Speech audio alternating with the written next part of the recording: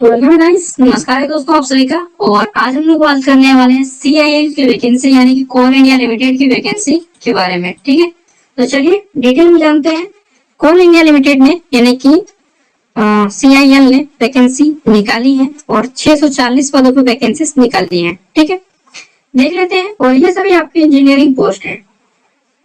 तो कौन कौन से पोस्ट है पहले ये देख लीजिए। तो इसमें आपका है माइनिंग का 11। ठीक है, पोस्ट कोड है आपका और टोटल वैकेंसी है 263, माइनिंग में सबसे ज्यादा है। नेक्स्ट है आपका यहाँ पे सिविल की पोस्ट कोड 12, 91 सीट्स है। देन इलेक्ट्रिकल के यहाँ पे 102 सीट्स है। मैकेनिकल के 104 सीट्स है। देन है आपका सिस्टम में 41 सीट है।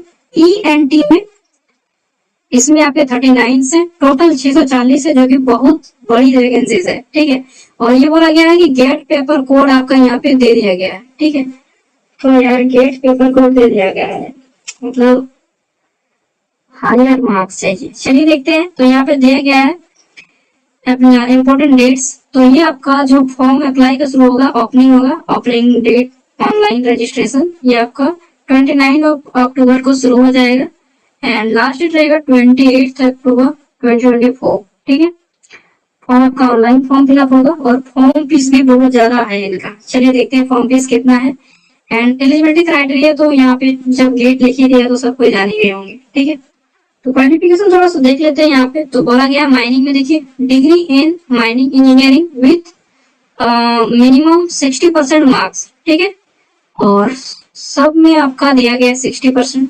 ठीक है, क्वालिफाइंग दिया गया है, मिनिमम होना चाहिए। सिस्टम में बोला गया है आपका ये जो इसमें recognise first class degree in BE या BTech। ठीक है, या फिर BSc engineering in computer science या फिर कंप्यूटर इंजीनियरिंग भी किए हैं या फिर IT सेक्टर का कोई भी फर्स्ट क्लास डिग्री आपके पास है। ठीक है, तो भी आप अप्लाई कर पाएंगे। या फिर MCA भी किए हैं, सॉरी साथ में आपका MCA यानी master in computer application complete होना चाहिए फर्स्ट क्लास। ठीक है, तो ये आप अप्लाई कर पाइएगा अगर आप IT है तो। ठीक है, IT और any first class with MCA। आगे देख लेते हैं। तो ENT के लिए बीटेक मांगा गया है, किसमें engineering branch engineering with minimum 60% marks. ठीक है, तो सबका बीटेक चाहिए और MCA इसमें केवल सिस्टम में। और बाकी अगर आपका ये सब है तो अच्छा है। और यहाँ पे कुछ चीजें बोला गया है कि BE BTech BSc MCA must be from university institute recognised. ठीक है, appropriate statutory authority of India should be regular.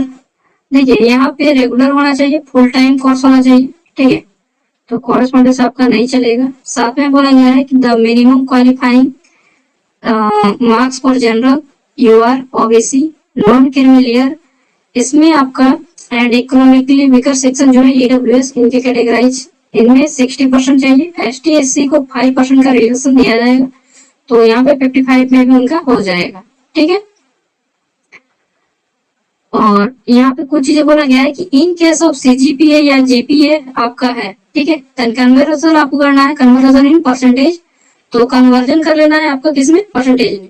ठीक है, in percentage certificate issue by university और institute should be attested without fail. अगर आप ये कन्वर्ट नहीं करते हैं, ठीक है, तो आपको फेल कर दिया जाएगा। ठीक है, आगे देख लेते हैं। तो यहाँ पे बोल दिया गया है कि अपीयरिंग कैंडिडेट और अपीयरिंग कैंडिडेट अप्लाई कर पाएंगे नहीं। तो candidate who are currently study in final semester. ठीक है, तो उनके लिए बोला गया है कि सेमेस्टर ऑफ सेशन जैसे 23-24 में आपका है और क्वालिफाइंग हो जाएंगे जल्दी। तो मिनिमम रिक्वायर्ड उनके लिए है कि qualification and appeared in GATE।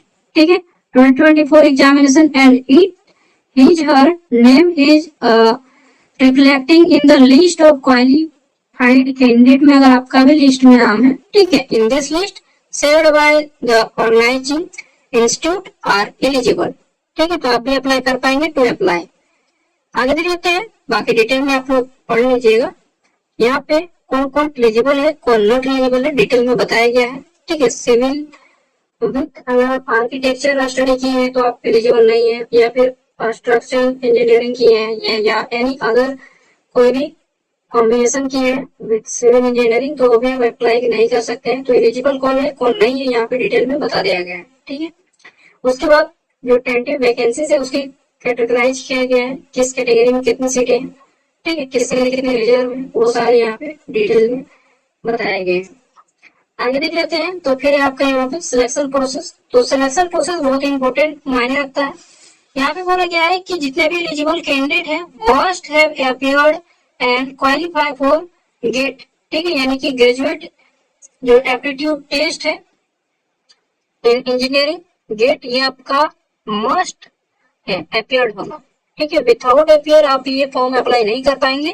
Based on the GATE 2024 score marks and जितना भी आपका रिक्वायरमेंट है, candidate will be shortlisted discipline wise and categorize wise in the ratio 1/3 in order merit for further selection process। उसके बाद क्या किया जाएगा, तो पहला तो आपका गेट मार्क्स से शॉर्टलिस्टेड किया जाएगा। Then in case of tie in GATE score, अगर आपका हो जाता है तो नॉर्मली विल बी किसको दिया जाएगा, फाइनलाइज द मेरिट। ये आपका दो कंडीशन डिपेंड करता है। अगर आपका टाई हो जाता है उस कंडीशन में एप्लीकेंट स्कोरिंग हायर परसेंटेज जिनका रहेगा उन्हीं को लिया जाएगा। तो यही आपका गेम खेल जाता है यहाँ पे, ठीक है।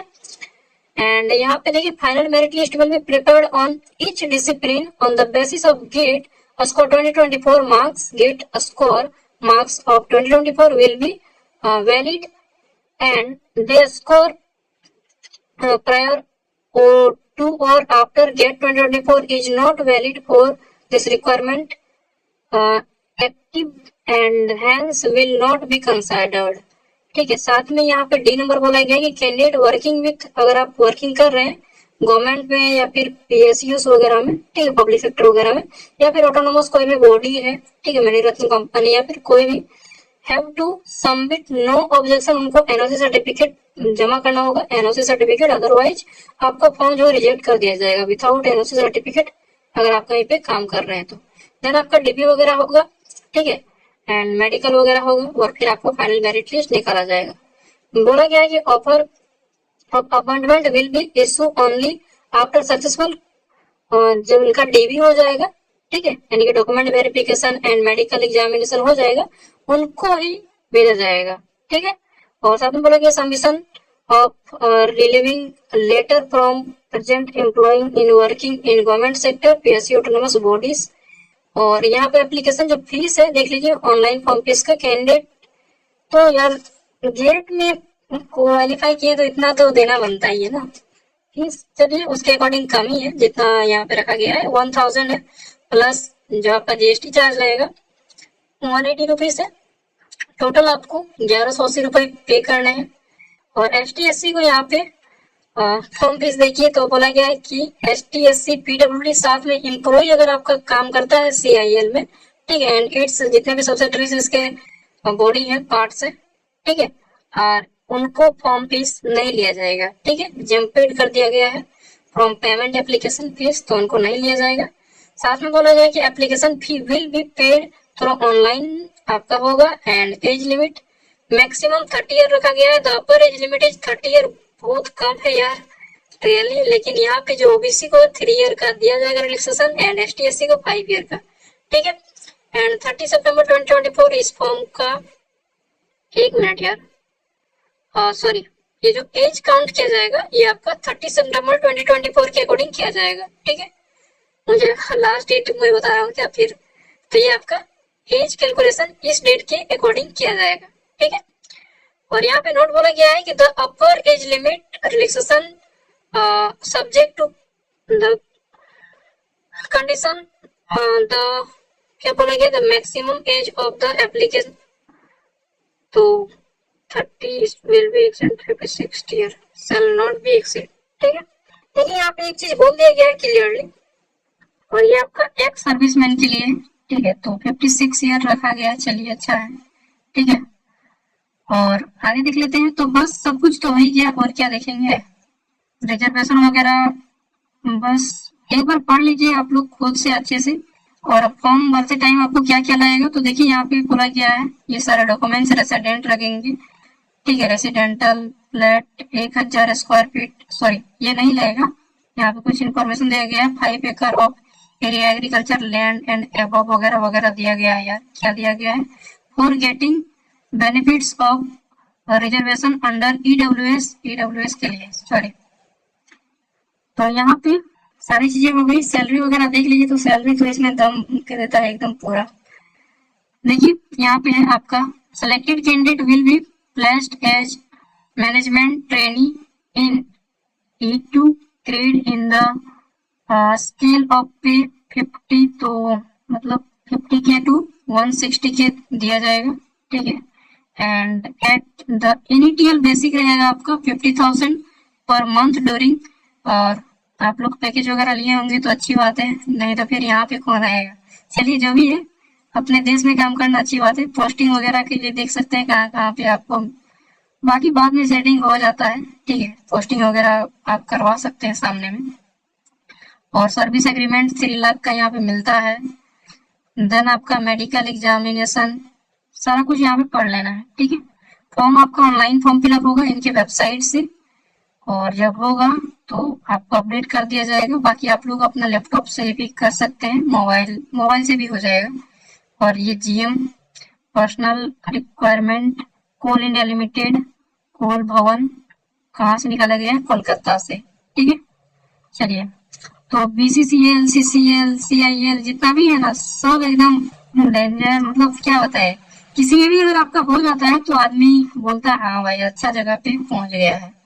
लेकिन आजकल का जनरेशन में सब कोई चाहता है कि यार जरूरी नहीं कि यही चीज हो, जहां भी हो हम जिसमें खुश रहे वही मेरे लिए अच्छा है।